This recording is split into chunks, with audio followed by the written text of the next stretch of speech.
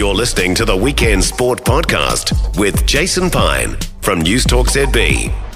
Yeah, an epic victory over Deontay Wilder just before Christmas in Saudi Arabia. Joseph Parker is with us now. Just need to let you know that Joseph is overseas at the moment, and the phone line we've got him on here isn't the best, but we are going to give it a crack because we are very, very keen to hear from Joseph Parker about that fight and about the year ahead. Joe, thanks for taking the time. How do you reflect back, first of all, on the win over Deontay Wilder, having given it, a couple of weeks hindsight, and I guess overall how 2023 ended for you? You know what? 2023 was a great year for me in boxing.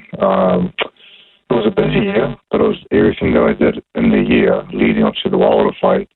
Obviously, it all paid off at the end. Having a fight in Australia, having a fight in England, Saudi Arabia, and then finishing it off with a big win over Deontay Wilder, who everyone thought was going to knock me out. Well, most people did, and I had the people that supported me and knew that I was going to take care of business. But it was just great. It was a great way to finish the year, and couldn't have been more happier to fly home to spend quality time with the family with a nice win under my belt. Was it your best ever fight? I would say it was the most focused I've been in a fight. And under the circumstances of fighting someone like Deontay Wilder, who's very powerful, and one punch could change the whole fight. I was aware of what was happening every second, every minute, every round, and I feel like it was one of the best performances I had put on as of late, and probably throughout my whole career. What were the basics of the fight plan going in against him?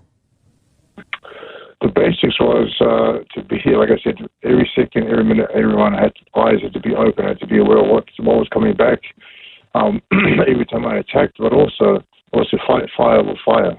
I think when you fight fire with someone like Deontay Wilder, it's not expected because everyone runs away from him. Everyone's wary of his right hand. So when you fight fire with fire, I think it's not something that he's quite used to. And I guess it was a great game plan from Andy Lee, George Lockhart, and myself, and it was awesome to execute the plan. In the heat of the battle, when you're out there, right in the thick of things, how challenging is it sometimes to stick to the plan? Sometimes it is challenging to stick to the plan when the fight's not going your way. But with this particular fight and with everything we did leading up to the fight, we practiced, and I will tell you this, that my conditioning for the fight was very good, and I felt very fit. And when you're fit and your conditioning is good, your thinking is a lot clearer and a lot better.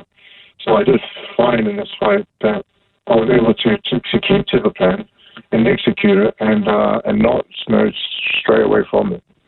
The fight took place as well at 1 o'clock in the morning, local time. So how did you go about preparing yourself for that?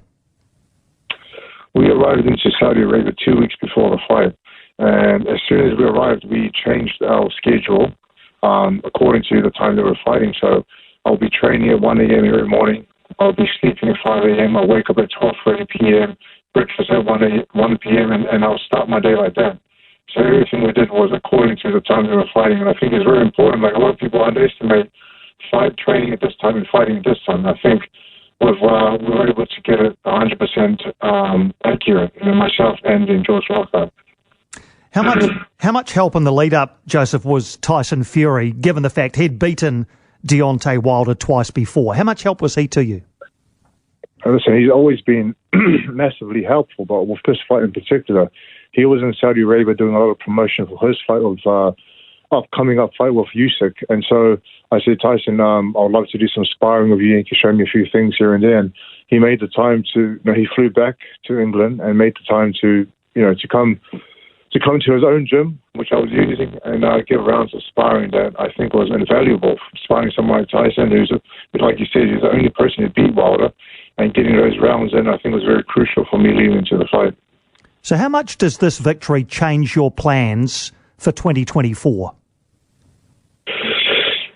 It elevates you to the top a lot faster in terms of ranking. But and then in terms of fighting, the fights that you want, it's still quite hard to make. Some fighters don't want to fight you. Some fighters take you as a risk, and they want to protect what they have. So at the moment, we're just working towards trying to find the next opportunity, the next challenge, and the next fight. I see Eddie Hearn has confirmed that Anthony Joshua is going to fight UFC champion Francis Ngannou in Saudi Arabia soon, looking like that might be in March. Does that make a rematch with Anthony Joshua less likely for you, Joe? Yeah, like I was asking for the fight of Joshua, a rematch after this win over Deontay Wilder, but I guess they have their own plans and the path that they want to take. So I've seen that being announced, and it's massive news. And I guess because Francis is going to put on a great performance against Tyson, who didn't really put the best performance on himself, I think it gives this fight, a lot of people are going to be interested to see what Joshua does with Francis Ngannou. Is a rematch with Anthony Joshua, though, the big fight you want at some stage? 100%. I'd like to rematch Joshua because he's at the top of his game. I'd like to rematch Joe Joyce, who's come off 2 defeats, and I'd like to rematch Dillian White, but I'm not sure if he's still active at the moment. So it'd be nice to rematch those who have beaten me and to avenge them losses, and with this new style and new training and new, probably more confidence that I have leading into fights now. So when would you ideally be back in the ring? I've heard March mentioned as a possibility. Is that what you're thinking? I'm thinking March, and I'm thinking back in Saudi Arabia, and probably on the same card as Anthony Joshua and Francis Ngannou. That's what we're working towards, and hopefully we can get something done in the next few weeks. During the more challenging parts of your career, Joe, the defeat to Joshua, to Dillian White, to Joe Joyce, how did you stay focused? How did you stay motivated? Yeah, it's hard. Like, you never want to lose, but when you go into, say, for the Joshua fight, I think it was quite hard to accept because, looking back at the fight, I could have done this better, I could have done that. The Dillian White fight, I could have done this better, or I got a hit button, I should have done this, I should have moved this way. For the Joe Joyce fight, I shouldn't have fought because I was ill leading into the fight, but mentally I was so prepared for the fight. So when you look back at these fights and these losses that you have, it's I wouldn't say they're losses, I'll say they're learning, but it is quite, you have to be mentally strong to lift yourself back up. And you have this dream and you have this the goals that you have, and as long as you have them, I feel like you can achieve whatever you want. But it just takes time, and it takes the right steps, and it takes people who back you to support you 100%. What were the emotions like, mate, when you got back on that plane to fly back down to this end of the world after that win just before Christmas? How would you describe how you were feeling? I would say I was just feeling on top of the world. I was feeling like there's a lot of doubters and a lot of people who thought I was going to get knocked out, and I really just did this for myself and I did this for my family. Like, I spend a lot of time away from home, so the feeling of jumping on the plane and flying back home and landing back on Boxing Day, missing Christmas, it just felt so good to end the year with a big win. And when I got back home, I was able to embrace my wife and my kids and just say thank you very much for being so patient on my career and the time away from them. Yeah, I hope you've got some family time since then, have you? I know you've been, I've seen a couple of bits of social media with you relaxing by a pool. You deserve it, mate.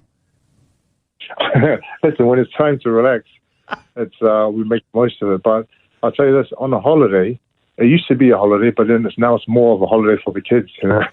As a parent, you have to make sure they're okay, make sure they're fed, make sure they're not going to the deep end of the pool. But I love it. I love spending time with my family. I love seeing them enjoy themselves because they're also very patient and understanding with this boxing. And I'm looking forward to, just to spend this quality time before the next camp and next fight.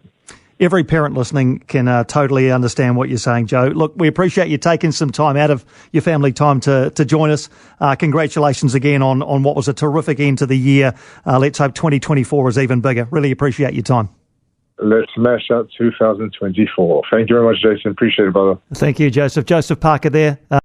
For more from Weekend Sport with Jason Pine, listen live to News Talk ZB weekends from midday or follow the podcast on iHeartRadio.